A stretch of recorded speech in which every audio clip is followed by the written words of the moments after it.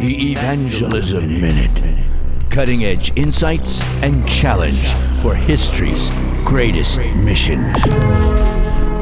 In the book of Acts, chapter 19, verse 27, the Apostle Paul says, I did not shrink from declaring to you the whole purpose of God.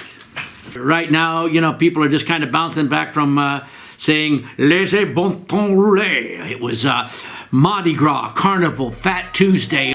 And we used to love being in New Orleans on Bourbon Street for Fat Tuesday with Greg Dill and Jonas Robertson and the incredible team from Teen Challenge in New Orleans and with a ministry called No Greater Love. And we would carry a 20-foot cross through the partying and the debauchery and the revelry and the nakedness and cursing and addiction and drugs.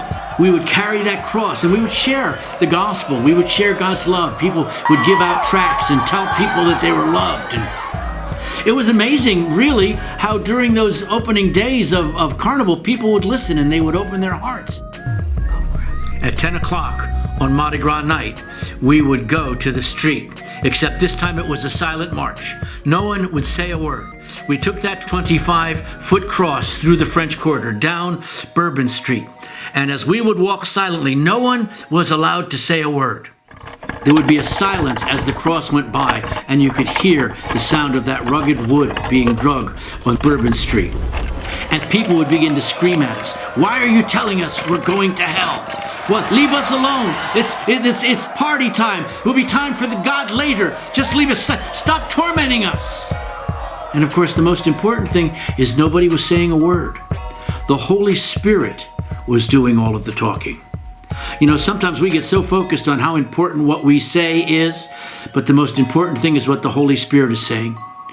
Jesus went to the corrupt IRS guy and told him that the Father had a plan for him. He called Zacchaeus down from the tree. He touched the untouchable lepers. He went to the well curb and spoke to a Samaritan woman that no one had any respect for because he loved them. And as we get ready to go into Lent, maybe you're going to give up sweets, maybe you're going to give up something. When you do that, don't think about the sacrifice you're making. Remember the sacrifice that he made, because he has a plan for you. And he wants to use you. That's the good news of the gospel. Jesus Christ and his love. That's evangelism. Not just the noise of the preaching, but the silence of humanity as we look at his incredible sacrifice. We've already got the command. Let's go change the world.